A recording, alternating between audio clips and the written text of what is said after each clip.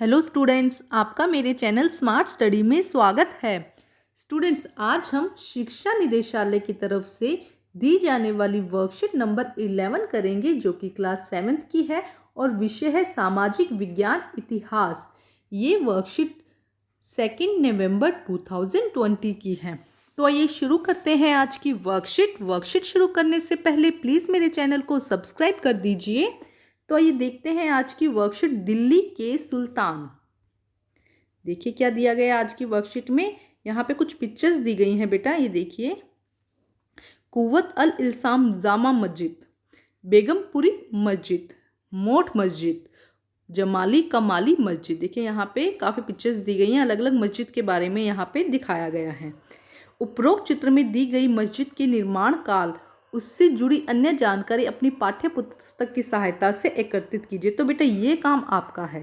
इसमें आपको क्या करना है बच्चे, अपनी नोटबुक्स में, अपनी जो आपकी पाठ्य पुस्तक दी गई है उसमें इनके बारे में दिया गया है, तो आपको वहाँ से इसके बारे में जानकारी एकत्रित करके अपनी नोटबुक में लिखना है। ठीक है स्टूडेंट, तो ये काम आप खुद करिएगा।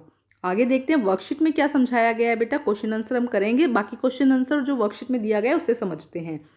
दिल्ली के आरंभिक सुल्तान विशेषकर इल्तुतमिश सामंतों और जमींदारों के स्थान पर अपने विशेष गुलामों को सूबेदार नियुक्ति करना अधिक पसंद करते थे।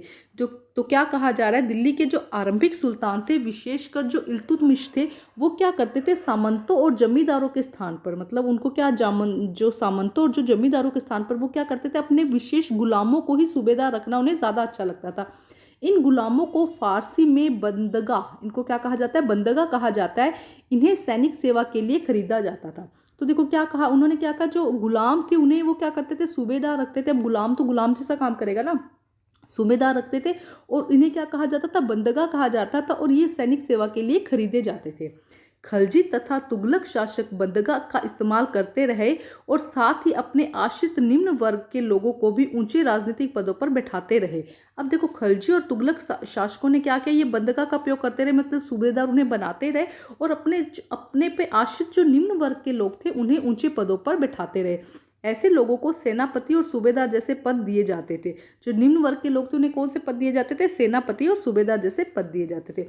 गुलाम और आश्रित अन्य मालिकों और संरक्षकों के प्रति वफादार होते थे। जो ये गुलाम बंदगा थे, ये क्या थे, जो एक तो दूसरे जो राजा महाराजा थे, जो सल्तनत थे, उन पे क्या थे, सुल्तान थे, उनके ऊपर क्या थे, आश्रित थे, और ये क्या थे, मालिकों और संरक्षक के प्रति वफादार थे, मगर उनके उत्तराधिकारियों के प्रति नहीं थे।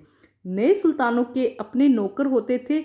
फलस्वरूप नए शासकों के सिंहासन पर बैठते ही प्राय नए और पुराने सरदारों में टकराहट शुरू हो जाती थी।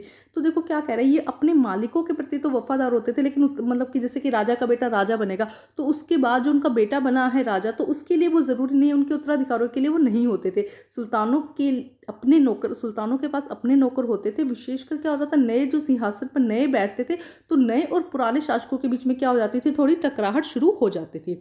सुल्तानों की तरह खलजी और तुगलक शासकों ने भी सेना नायकों को भिन्न भिन्न आकार के इलाकों के लिए सूबेदार के रूप में नियुक्त किया। सुल्तानों की तरह खलजी और तुगलक के शासक थे, जैसे सुल्तानों ने किया उसी तरह सुल्तानों की तरह खलजी और तुगलक शासक के जो सेना नायक थे, उन्होंने भी भिन्न भिन्न आकार के इलाकों के सूबेदार के रूप में नियुक्त किया। उन्होंने भी क्या किया, भिन्न भिन्न जो आकार के इलाकों के सूबेदार को, भिन्न भिन्न जैसे कि इलाके थे उनमें अलग अलग सूबेदार को नियुक्त किया। ये इलाके इक्ता कहलाते थे। उन्होंने क्या किया, जैसे डिसाइड कर लिया कि इस एरिया का ये सूबेदार होगा, इस एरिया का ये सूबेदार होगा, तो इन इलाकों को क्या कहा जाता था, इक्ता कहलाते थे। इन्हें संभालने वाले इक्तादार या मुक्ति कहे जाते थे। जो इन्हें संभालता था उन्हें हम क्या कहते थे, इक्तादार या मुक्ति कहे जाते थे। नेक्स्ट देखिए क्या लिखा है, मुक्ति। अब मुक्ति के बारे में बताया गया है कि मुक्ति क्या है। एक सेकंड बच्चा देखते हैं। हाँ, अब हम देखते हैं कि मुक्ति क्या है। मुक्ति का फर्ज था कि सैनिक, अब देखो यहाँ पे हमने अभी देखा कि मुक्ति किसे कहा गया, उन्होंने क्या सुना, कुछ इलाके बना दिए और उन्हें संभालने के लिए इक्तदार या मुक्ति बनाए गए। अब इन मुक्ति का क्या काम होता था, मुक्ति का काम होता था सैनिक अभियानों का नेतृत्व करना। जो सैनिक थे उनके अभियानों का नेतृत्व करना, अपने इक्तों की में कानून और व्यवस्था बनाए रखना। मतलब देखो ये एरिया दे दिया उनको, अब इसमें जितना भी सैनिक अभियान है उसका काम कौन करेगा, मुक्ति करेगा, या हम इसे बोल देंगे इक्तदार करेगा। इसके अलावा यहाँ पे कानून और व्यवस्था बनी रहे, इसका काम भी कौन होगा, इक्तदार करेगा। अपने सैनिक सेवाओं के बदलते वेतन के रूप में मुक्ति अपने इलाकों में राजस्व की वसूली करेंगे। जो राजस्व की वसूली करनी होती थी उसका काम कौन करेंगे? इक्तादार करेंगे। राजस्व के रूप में मिली रकम से वे अपने सैनिकों को तनख्वाह भी देते थे। अब वो क्या करते थे, मेन उन्होंने बना दिया एक इक्तादार, उन्होंने क्या बनाया, अपने सैनिक बना दिए। तो अब जो राजस्व से जो भी उनको पैसा मिलता था उससे वो क्या करते थे, उनको जो सैनिक थे उन्हें तनख्वाह भी देते थे। नेक्स्ट देखिए क्या, मुक्ति लोगों पर काबू रखने का सबसे प्रभावी तरीका यह था कि उनका पद वंश परंपरा से न चले और उन्हें कोई भी एकता थोड़े थोड़े समय में मिले, जिसके बाद उनका स्थानांतरण कर दिया जाता था। अब देखो जो सुल्तान थे उन्होंने क्या सोचा कि भाई अगर एक एरिए पर, मान लो कि ये अलग अलग एरिया है, ठीक है, यहाँ पे क्या दिया कि भाई कुछ टाइम, लंबे टाइम तक एकता छोड़ दिया तो क्या होगा, धीरे धीरे उसका राजस्व बढ़ जाएगा, उसका मतलब सब लोग उससे डरने लग जाएंगे। तो क्या करते थे कि उनका पद वंश परंपरा से नहीं चलता था। एक तो ऐसा नहीं था कि अगर यहाँ पे कोई इक्तादार है तो उसका बेटा भी आगे इक्तादार बनेगा, ऐसा नहीं था। और कोई भी इक्ता थोड़े थोड़े समय के लिए मिले, मतलब उनको कोई भी इक्ता जो इक्तादार था, उनको जो भी इक्ता है, जो उनका इलाका है, वो थोड़े टाइम के लिए मिले, मतलब कि थोड़ा टाइम के लिए यहाँ इनको एक जगह से दूसरी जगह क्या कर दिया जाता था, ट्रांसफ़र कर दिया जाता था। अलाउद्दीन खिलजी और मोहम्मद तुगलक के शासनकाल में नौकरी के कठोर नियमों का सख्ती से पालन किया जाता था। तो अलाउद्दीन खिलजी और मोहम्मद तुगलक के समय क्या किया जाता था बेटा, नौकरी का कठोर नियमों के साथ पालन किया जाता था। अब देखिए आगे क्या दिया गया है। अलाउद्दीन खिलजी के शासनकाल में भू राजस्व के निर्धारण और वसूली के कार्य को राज्य अपने नियंत्रण में ले लिया था। अब देखो अलाउद्दीन खिलजी के समय, शासनकाल के समय क्या होता, जो भू राजस्व के निर्धारण, मतलब जो भूमि है, जो भी इस राजस्व में जो भी भूमि आती है, मतलब जो उस एरिया में भूमि आती है, और जो वसूली का कार्य है उसको राज्य के नियंत्रण में ले लिया गया था। स्थानीय सामंतों से कर लगाने का अधिकार छीन लिया गया था। जो वहाँ के स्थानीय लोग थे, जो सीमांत थे, जो सूबेदार थे, उनसे क्या किया गया था, वहाँ से कर लगाने का अधिकार छीन लिया गया था। स्वयं उन्हें कर देने के लिए बाध्य किया गया और उन्हें कहा गया भी आप भी कर देंगे। उस समय 3 तरह के कर लिए जाते थे। कृषि पर, जिसे खराज कहा जाता था, जो किसान की उपज का लगभग 50% होता था। एक तो कृषि पर लेते थे, दूसरा मवेशियों पर लेते थे और घरों पर लेते थे। तो ये थे जो अलाउद्दीन खिलजी के कर व्यवस्था की विशेषताएं थी। देखो एक तो क्या किया कि भूमि से रिलेटेड और वसूली से रिलेटेड जितने कार्य थे उन पर कर लगा दिया, राज्य के नियंत्रण में कर दिया। जो स्थानीय सीमांत थे उनको कर देने का अधिकार, जो कर लेते थे उनसे छीन लिया गया और उन्हें भी कहा गया भी तुम भी कर दोगे। कर का मतलब टैक्स है यहाँ से, ठीक है। और उसके अलावा 3 तरह के कर लेते थे, एक तो कृषि पर लेते थे, मवेशियों पर लेते थे और घरों पर लेते थे, ठीक है स्टूडेंट। तो अब हम इसके करते हैं क्वेश्चन आंसर। देखिए क्या है, यदि आप सल्तनत काल के इक्तादार होते तो आप कौन से कार्य करने होते?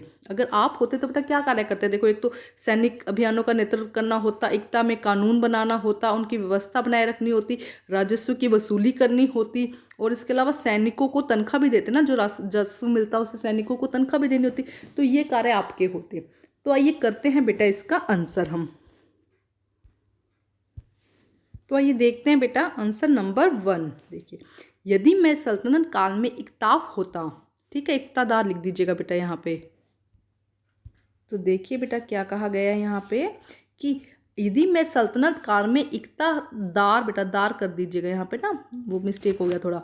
यदि मैं सल्तनत काल में इक्तादार होता तो मुझे सैनिक अभियानों का नेतृत्व करना होता और अपने इक्तों में कानून व्यवस्था बनाए रखना होता। अगर यही काम थे ना देख तो इक्तादार के, तो क्या होगा, यदि मैं सल्तनत काल में इक्तादार, ठीक है, इक्तादार लिख दीजिएगा, इक्तादार होता तो मुझे सैनिक अभियानों का नेतृत्व करना होता और अपने इक्तों में कानून व्यवस्था बनाए रखना होता।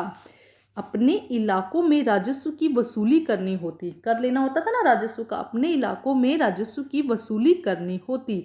नेक्स्ट देखिए क्या होगा बेटा, राजस्व के रूप में मिली रकम से ही मैं अपने सैनिकों को तनख्वाह भी देता। देखो 3 काम है बेटा, इसका शॉर्ट आंसर नहीं हो सकता, आपको तीनों पॉइंट यहाँ पर लिखने होंगे। तो फर्स्ट एक बार फिर देख लेते हैं क्या है बेटा फर्स्ट पॉइंट इसमें। देखिए क्या है बेटा, यदि मैं सल्तनत काल में इक्तादार लिख दीजिएगा, इक्तादार होता तो मुझे सैनिक अभियानों का नेतृत्व करना होता और अपने इक्तों में कानून और व्यवस्था बनाए रखना होता, अपने इलाकों से राजस्व की वसूली करनी होती। और नेक्स्ट देखो क्या है, राजस्व के रूप में मिली रकम से ही मैं अपने सैनिकों को तनख्वाह भी देता। ठीक है, तो ये 3 पॉइंट हो जाएंगे बेटा इसके अंदर। ठीक है, अब हम करते हैं नेक्स्ट क्वेश्चन। आइए देखते हैं प्रश्न नंबर 2। अलाउद्दीन खिलजी के शासन में कर प्रणाली की विशेषताओं का वर्णन कीजिए। देखिए बेटा, आपके क्वेश्चन भी लेंथी आते हैं, इस पर लिखा गया है कि वर्णन कीजिए या बताइए कौन कौन से कार्य करने होते हैं, क्योंकि बच्चे कहते हैं कि मैम शॉर्ट आंसर करवाइए। तो बेटा थोड़े थोड़े क्वेश्चन तो इतिहास में जो आपकी है इसके अंदर थोड़े थोड़े क्वेश्चन लॉन्ग हो ही जाते हैं। इस पर देखिए बेटा, आप ये पूरा पैराग्राफ लिखेंगे, आपका क्वेश्चन नंबर 2 का आंसर होगा। अलाउद्दीन खिलजी के शासन काल में भू राजस्व के निर्माण और वसूली के कार्य को राज्य अपने नियंत्रण में ले आया। स्थानीय सामंतों से कर लगाने का अधिकार छीन लिया और स्वयं उन्हें कर देने के लिए बाध्य किया गया। वर्णन करना है ना बेटा, वर्णन में क्वेश्चन बड़ा हो जाता है। अब आप 6-7 क्लास में आ गए तो क्वेश्चंस क्या होंगे, थोड़े थोड़े लेंथी होने शुरू हो जाएंगे। उस समय 3 तरह के कर लिए जाते थे। कृषि पर, जिसे खराज कहा जाता था, जो किसानों की उपज का लगभग 50% होता था, मवेशियों पर और घरों पर। ठीक है स्टूडेंट, तो ये है आपके सेकंड क्वेश्चन का आंसर। बच्चे आज की वर्कशीट कंप्लीट होती है। वर्कशीट कंप्लीट करके अपने टीचर से चेक कराइए और प्लीज़ मेरे चैनल को लाइक कीजिए, सब्सक्राइब कीजिए और शेयर कीजिए। Thank you students.